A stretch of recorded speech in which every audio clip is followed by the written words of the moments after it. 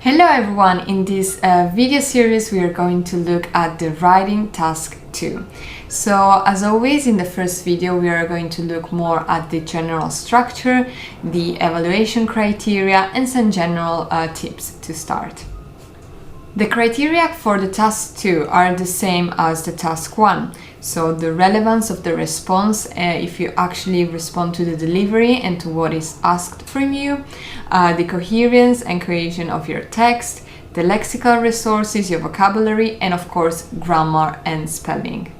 There is a big difference between task 1 and task 2. As we said, task 1 is more an explanatory text where you need to compare data, evaluate, analyze this data. So it's something that is provided to you and you need to analyze it.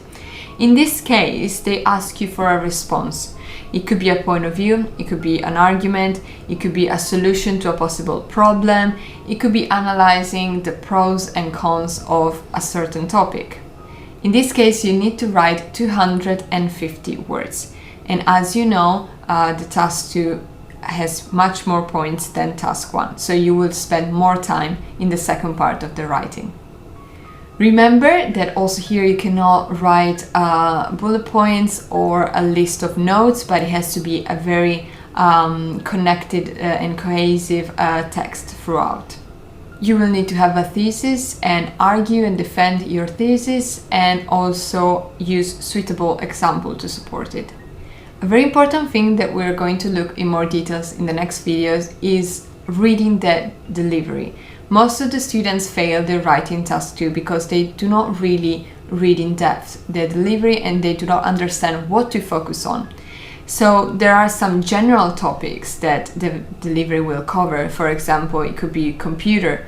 But then there are some more specific areas that you need to focus on. So in a delivery, they may be talking about computer softwares. So if in your text, you're going just to focus on computers in general and you will not mention computer software, you will lose many points. But do not worry because we are going to look at examples and I'm going to give you very practical advice and strategies to get the highest grade in the IELTS task 2. Remember, as in task 1, you need to use formal language, academic language, not use colloquialism and be straight to the point. So we do not usually use subordinate or passive forms, but very simple sentences that explain one single idea. You do not have time to write the entire text and then copy it on the answer sheet. You have to write it directly on the answer sheet. But you will need to spend some time planning your answer before writing. In fact, we can divide the writing task 2 in various phases, such as the planning, the writing of the introduction, of the main body, of the conclusion, and then a review of grammar, any kind of mistakes like spelling mistakes, and also counting the words. And as always, it's very important to see what type of delivery you may receive in your exam. One of it is the very popular opinion essay where you need to develop your own thesis, discuss it and defend it. After a brief discussion where you look both at agreements and disagreements, you will focus on what is your response and use relevant example to support it.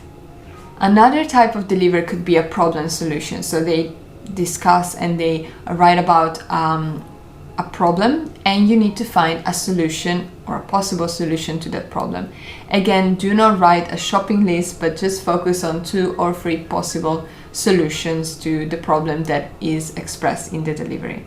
And then another type of delivery can be the advantages and disadvantages. So you will be asked to discuss both advantages and disadvantages of a certain topic. In the next video, we are going to look in more details at the strategies to get the highest grade in the IELTS writing task 2.